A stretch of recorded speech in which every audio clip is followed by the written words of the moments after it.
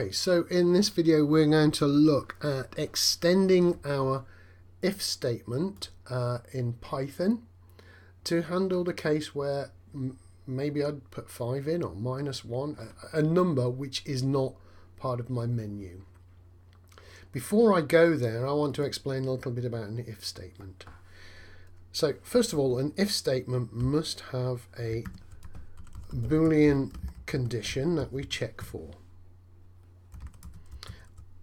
And at the end of that line, it must have a colon. So here we've got if choice is equal to 1, that's my Boolean condition. And Boolean means it can either be true or false, and then I've got my colon. I could have also put in things like if choice is greater or equal to 1, that's going to be true or false, or less than, that's going to be true or false, or not equal to. A Boolean condition is going to return true or false. And that is the syntax, the typing or the layout of an if statement. If Boolean condition is then a colon at the end. Once I press enter, it's going to give me an indented line. Now, if the Boolean condition is true, it's going to do this. So if it's true, if true, do this line. And if it's not true, it's just going to come down to the line following. And we can capture that with something called an else statement. So if it's true, it does this line. And notice that the else does not have any condition. It just has a colon at the end. If I press enter, I can now say if not true, do this line. So that is the basic layout of an if statement.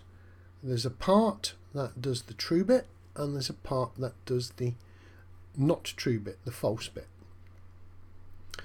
But we can also extend this. We can have a lot of different checks here. So if it is true, this one, do this line. We could also have another line here saying else if, and we need another Boolean condition here.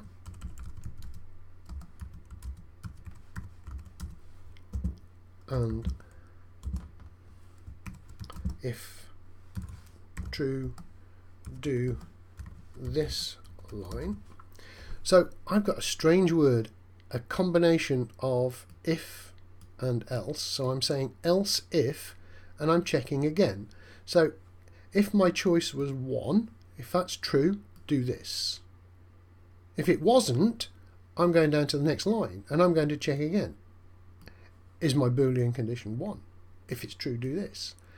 If I've run out of these if statements, I get down to here where it becomes false and I do this line. So let me go through that one again. Let's say that I do choice is equal to 2. It first checks here if choice is 1. Yeah, so if choice is 1, do this line. As choice isn't 1, it drops down to the next line and it checks this one. If choice is equal to 2, it does this line. If it isn't 2, it comes down to here and works out what it is for anything else. So it would run this line. So at the moment, choice is 2. So it would look at that one, won't do this line, look at this one, say, yeah, that's the one I am, and it will do whatever's in this line. And then it will come down to this part after the if statements.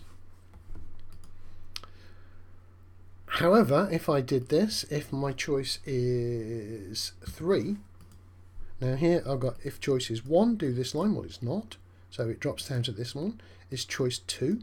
It's not, so it's not going to do that line. It's going to drop down to here, and it's going to capture anything that isn't 1 or 2. It's 3, so it will do that line, and then it will drop down to this statement afterwards. So that quickly is the 3 parts of an if statement. If with a condition and a colon, elif with a condition and a colon, and else with just a colon, no condition. It's a sort of default. It captures everything else. Now our statements above here are pretty much ready to be changed into this structure. The only thing I'm going to do is add a line after here, okay, after the if statement. So let me delete these because that's not actual code, and I'm going to put a line in at the end, print thank you for playing. Okay, so let's see this work. So I'm going to save it and I'm going to run my program. So I'm going to choose 1, which is going to add, 2 and 3 is going to give me 5, and then it's going to go to thank you for playing. So we did this first number, or choice first, which was 1, then it got the first number, it got the second number, checked if choice was 1, print the answer is 5, and then dropped straight down to this line here, thank you for playing. Let's run that again. This time I'm going to put in 3 for multiply, so it's my choice. Please enter a number, 3 and 2. Okay, so I am here, input the second number, 2, press enter. It's checked. Was the choice 1? No, it wasn't, so it ignored that statement. Then it went down to, was the choice 2? So it ignored the subtraction. It went down, was my choice 3? It was, so it executed that statement. The answer is first number times second number, which gave me 6, and then it ignored if choice was 4 and went straight down to thank you for playing. Okay, one further one before I move on. So let me put in a value now that isn't on my list. I'm going to choose 5. Okay, and it just says please enter a number, 3 and 4, and thank you for playing. So it did this. Choice, please enter your selection, 5. First number was 3, second number was 4. If choice was 1, well, no, my choice was 5, so it wasn't that, didn't match that. Choice was 2, no, it was 5, didn't match that. Again, 3, no, it was 5. 4, no, it was 5. So it just came down to thank you for playing. So what I'm going to do in the next video is amend these statements so that I can actually put in the elif and else statements to make this a more comprehensive and workable program.